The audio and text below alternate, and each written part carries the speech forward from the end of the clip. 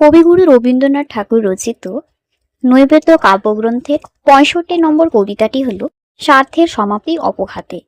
এই কবিতাটি অনেকটা ৬৪ নম্বর কবিতা অর্থাৎ শতাব্দীর সূর্য আজি রক্তমেঘ মাঝে এই কবিতারই মতো। উভয় কবিতার প্রেক্ষাপট ছিল বোয়ার যুদ্ধ। ১৯০০ খ্রিস্টাব্দে যে ইংরেজরা হাজার হাজার ওলন্দাজকে হত্যা করছিল, এই দৃশ্য দেখে রবীন্দ্রনাথ ঠাকুর খুবই ব্যথিত হয়েছিলেন। তাছাড়া এই যে ঊনবিংশ শতাব্দী, সেখানে এত এত যুদ্ধ, এত এত ভয়ঙ্কর পরিস্থিতি, রক্তপাত, এগুলো দেখে রবীন্দ্রনাথ নৈবেদ্য কাব্যগ্রন্থে বেশিরভাগ কবিতাগুলোই যুদ্ধের বিরুদ্ধে লিখেছেন। আমাদের পাঠ্য কবিতা স্বার্থের সমাপ্তি অপঘাতে মূল বিষয়টা কি না, বিশ্বের সাম্রাজ্যবাদী রাষ্ট্রগুলি বা দেশগুলি যখন আধুনিক মারণাস্ত্রের অধিকারী হয়ে যায়, যখন তাদের কাছে অনেক আধুনিক হাতিয়ারগুলো চলে আসে, দখলে চলে আসে, তখনই তারা দুর্বল রাষ্ট্র বা দেশগুলির উপর অত্যাচার করে। এবং সেই অত্যাচার শুধু নিজেদের স্বার্থ সিদ্ধি করার জন্য, তারা নিজেদের স্বার্থ পূরণ করার জন্য তাদের সঙ্গে বিভিন্ন সংঘাতে এবং সংগ্রামে লিপ্ত হয়। তো বেশি লেট না করে আমরা লাইন বাই লাইন ব্যাখ্যাটা দেখে নেব। স্বার্থের সমাপ্তি অপঘাতে। অপঘাত কথার অর্থ হলো অস্বাভাবিক মৃত্যু বা অপমৃত্যু। বলছে স্বার্থের সমাপ্তি হওয়ার একমাত্র উপায় হলো অস্বাভাবিক মৃত্যু।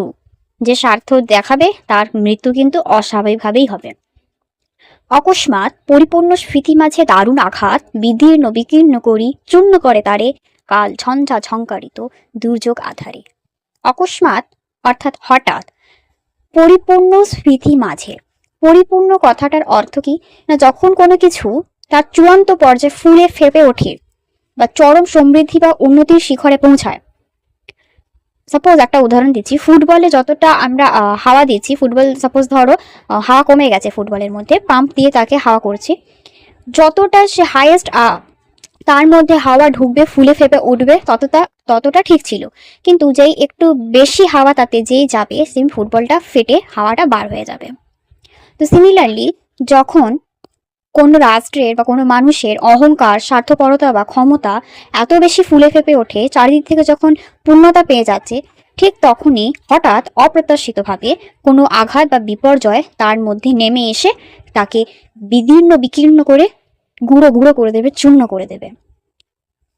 একের স্পর্ধারে কভু নাহি দেয় স্থান, দীর্ঘকাল নিখিলের বিরাট বিধান। নিখিল কথার অর্থ হচ্ছে সমস্ত ব্রহ্মাণ্ড, এন্টায়ার ইউনিভার্স, এখানে বিশ্ববিধাতা। তো বিশ্ববিধাতা একজনের স্পর্ধাকে কখনোই স্থান দেয় না, মেনে নেন না, তাদের বিপর্যয় অবশ্যম্ভী। অর্থাৎ শক্তিমান রাষ্ট্রগুলি যখন যখন শক্তিতে স্ফীত হয়ে দুর্বল রাষ্ট্রগুলিকে গ্রাস করবার জন্য তাদের সাথে সংঘাতে লিপ্ত হচ্ছে, তখন ঠিক সেই মুহূর্তে নিখিল বা বিশ্ববিধাতা কি করছে, তার স্পর্ধাকে মেনে নিচ্ছেন না এবং তার মধ্যে বিপর্যয় ডেকে দিচ্ছেন। নেক্সট স্ট্যান্ডায় বলছে, স্বার্থ যত পূর্ণ হয় লোক ক্ষুধানল তত তার বেড়ে ওঠে। স্বার্থ যে মুহূর্তে পূরণ হয়ে যাবে, সে মুহূর্তে তার লোভও কিন্তু বাড়তে থাকবে। এখানে একটা ইন্টারেস্টিং কথা হতে পারে যে আমাদের যখন প্রয়োজন মিটে যায় তখন আমরা অন্য প্রয়োজনের দিকে ধাবিত হই। প্রয়োজন এবং লোভ কিন্তু এক নয়। সাপোজ ধরো আমাদের খিদে পেয়েছে এবং আমরা খাবার খেয়ে সেই ক্ষুধাটা মিটিয়ে দিলাম, এরপরে আমাদের ভালো জামা দরকার হবে, এটা হলো প্রয়োজন। কিন্তু যদি আমাদের পেট ভরেও যায়, আমি রসগোল্লা খেয়ে যদি পেট ভরে নিই, পাশে দেখবো পান্তুয়া রয়েছে, তাহলে আমি সেই পান্তুয়াটা খেতে চাইবো। তার পাশে দেখবো উফ কি গরম গরম সন্দেশ, তাহলে আমি সেই সন্দেশটা খেতে চাইবো। পেট ভরে গেলেও আমার খাবারের লোভটা কিন্তু আমি আটকাতে পারছি না। প্রয়োজন কি হয় না, প্রয়োজন মিটে গেলে অন্য প্রয়োজন দেখা দিতে পারে, কিন্তু লোভটা আমাদের একটা জিনিসের মধ্যে সীমাবদ্ধ রেখে তাকে পরিপূর্ণ করতে চাইছি। যতটা সম্ভব আমরা সবটা নিজেদের মধ্যে গ্রাস করতে চাইছি। তো যতই আমাদের দেখছি স্বার্থ পূরণ হয়ে গেল, আচ্ছা যার স্বার্থটা পূরণ হবে না তার মধ্যে লোভ কিন্তু দেখা দেবে না। যে সেই খেতেই পারছে না দুমুঠো ভাত, তার মধ্যে লোভ কিন্তু আসবে না। যে ভাত খেয়ে পেট ভরে যাচ্ছে, তারপর সে রসগোল্লাও চাইছে, সন্দেশও চাইছে, পান্তুয়াও চাইছে। তো স্বার্থ যতই পূর্ণ হবে, লোভ কিন্তু তার ততই বাড়তে থাকবে, লোভের খিদে ততই তার বাড়তে থাকবে। বিশ্ব ধরাতল আপনার খাদ্য বলি না করি বিচার, জঠরে পুরিতে চায়। বলছে এই যে লোভী ব্যক্তিরা, তাদের কি না, তাদের কোনটা তাদের খাওয়া উচিত, কোনটা খাওয়া উচিত নয়, মানে কোনটা খাওয়ার যোগ্য, কোনটা খাওয়ার যোগ্য নয়, সেসব কিছুই বিচার না করে সবটাই কিন্তু তাদের পেটে পুরতে চায়। ধরো আমরা এত পেট ভরে খেয়ে নিলাম, তারপর দেখছি একটু কচুরি আর ডাল পুরি রয়েছে, সেগুলো খেলে হয়তো আমার পেটে কষ্ট দিতে পারে, কিন্তু আমি সেগুলো কোনো বিচার না করে আমি খেয়েই চলেছি। তো এই যে লোভটাকে সে কিন্তু আটকাতে পারছে না। একইভাবে বিশ্বের যে সর্বশক্তিমান যে রাষ্ট্রগুলি, তাদের তো সব কিছুই আছে, কি নেই তাদের? তাদের এত কিছু থাকা সত্ত্বেও তারা দুর্বল রাষ্ট্রগুলিকে গ্রাস করার জন্য তাদের সাথে যুদ্ধ করছে। কেন করছে না? তাদের যে এরিয়াটা, তাদের যে ম্যাপে আমরা দেখছি তার যে বাউন্ডারি, সেটাকে সে বাড়াবে, তার যে শক্তি সেটা আরো শক্তিশালী করতে চাইছে। এই যে লোভের খিদে, সেটা কখনোই মিটবে না। বিভৎস আহার বিভৎস ক্ষুধারে করে নির্দয় নীলাজ, তখন গর্জিয়া নামে তব রুদ্রবাজ। কবিগুরু এই আহারটাকে যেভাবে বিভৎস বলছেন, তার মানে এই খিদেটাও কিন্তু বিভৎস। কারণ যখন এই খিদেটাই পাবে না, অপরকে ক্ষতি করার মাধ্যমে এই যে খিদেটা পূরণ করবে, সেই আহারটাও কিন্তু তখন বিভৎসই হবে। রবীন্দ্রনাথ ঠাকুর বলতে চেয়েছেন, যখন শক্তিমান জাতিগুলি বা রাষ্ট্রগুলি পর রাজ্যকে গ্রাস করে, তখন তাদের মধ্যে কি কোনো লজ্জা থাকে? তাদের মধ্যে কোনো দয়া থাকে না? তারা নির্দয়, তারা নির্লজ্জ, নীলাজ। ঠিক সেই মুহূর্তে কি হবে না, গর্জিয়া নামে তব রুদ্রবাজ। রুদ্র কথার অর্থ কি জানো? রুদ্র কথার অর্থ হয় যিনি কষ্ট দূর করেন। এখানে রুদ্রবাজ হচ্ছেন বিশ্ববিধাতা, মহাকাল বা শিবের প্রলয়ের আওয়াজকেও রুদ্রবাজ বলা হয়ে থাকে।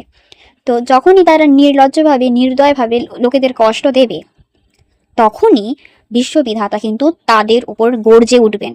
তাদের কিন্তু এই স্পর্ধাকে কোনোদিনই তিনি মেনে নেবেন না। ছুটিয়াছে জাতিপ্রেম মৃত্যুর সন্ধানে, বাহির স্বার্থতরী গুপ্ত পর্বতের পানে। ছুটিয়াছে জাতিপ্রেম মৃত্যুর সন্ধানে, অর্থাৎ আমরা যে জাতিপ্রেম নাম ধরে যে বিভিন্ন অন্যায়গুলো করছি, সেগুলো কি আমাদের ভালো? না, সেগুলো আমাদেরই মৃত্যু ডেকে আনছে। যখন রাজায় রাজায় যুদ্ধ হয়, তখন কি রাজাদের অস্তিত্ব বিপন্ন হয়? না, তখন সাধারণ প্রজারা কিংবা যারা যুদ্ধ করছে সৈনিকরা, তাদের মৃত্যু আসে। তাদের মৃত্যুটা ডেকে আনা একটা যুদ্ধের ভয়াবহ কাজ বলা যেতে পারে। সেই জাতিপ্রেম নাম নিয়ে আমরা যাই করছি না কেন, সেটা মৃত্যুই কিন্তু ডাকছে। কিভাবে না, যেমন বাহি স্বার্থ তরি গুপ্ত পর্বতের পানে। স্বার্থ তরি, তরি কথার অর্থ হয় নৌকা। আমাদের যে স্বার্থ আছে সেটাকে কবিগুরু নৌকার সাথে তুলনা করেছেন। এই নৌকাটা আমরা এত স্পিডে চালাচ্ছি যে স্বার্থটা পূর্ণ করতে চাইছি, তখন আমরা দেখতে পাবো যে সমুদ্রে তো আমরা বয়ে চলেছি। এবার সমুদ্রের নিচে দেখবে হিমশৈল থাকে, যার 1/9 কিন্তু ওপরে থাকে আর বাকিটা নিচে থাকে। সেজন্য আমরা ওপরে অনুধাবন করতে পারি না যে ওটা অত বড় পাহাড় হতে পারে। কিন্তু যেই আমরা তার সাথে ঘর্ষণ হবে আমাদের, সেই মুহূর্তেই আমরা কিন্তু ডুবে যাব। টাইটানিকের ক্ষেত্রে আমরা দেখেছিলাম একটা হিমশৈলের সাথে ধাক্কা খেয়ে অত বড় জাহাজ, আনসিঙ্কেবল শিপ যেটা, সেটাও ডুবে যায়। তো সিমিলারলি আমাদের যে স্বার্থ তৈরিটা আছে, আমরা যদি অত স্পিডে চালাতে থাকি, আমাদের স্বার্থ পূরণ করতে যদি এতটাই মানে পাগল হয়ে যাই, উন্মাদ হয়ে যাই, তখন কিন্তু সেই হিমশৈলের যে গুপ্ত পর্বত, যেটা কিন্তু কেন গুপ্ত না, তার বেশিরভাগ অংশটা সমুদ্রের নিচে থাকে, সেই গুপ্ত পর্বতের দিকে আমরা যদি ছুটে যাই, তাহলে আমাদের মৃত্যু তথা ধ্বংস অনিবার্য। আশা করি তোমরা বুঝতে পেরেছো। এই সমগ্র কবিতায় কবিগুরু কি বোঝাতে চেয়েছেন? কবিগুরু বোঝাতে চেয়েছেন যে যার যতটা আছে তার মধ্যেই সুখে থাকা উচিত। এত স্বার্থ কোনোদিনও করা উচিত না যেটাকে লোকেদের কষ্ট হয়। এবং তুমি যেই মুহূর্তে অন্যকে কষ্ট দিচ্ছ, বিশ্ববিধাতাও কিন্তু তোমাকে ছেড়ে দেবেন না, সবার কিন্তু তিনি হিসাব নেবেন।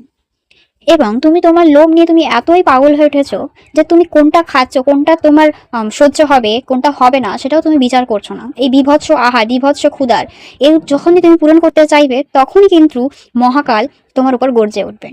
এই যে জাতিপ্রেম নাম নিয়ে তুমি প্রচন্ড অন্যায় করছো, তার কিন্তু শাস্তি কি হবে না, তুমি গুপ্ত পর্বতের পানে গিয়ে ধাক্কা খেয়ে তোমার ধ্বংস সাধ্যি হবে। ভিডিওর প্রথমে তোমরা যে স্ক্রিনশটটা নিয়েছিল তার আনসার অবশ্যই কমেন্টে জানাও। আর যদি ভিডিও ভালো লেগে থাকে অবশ্যই লাইক করো। Thank you, take care.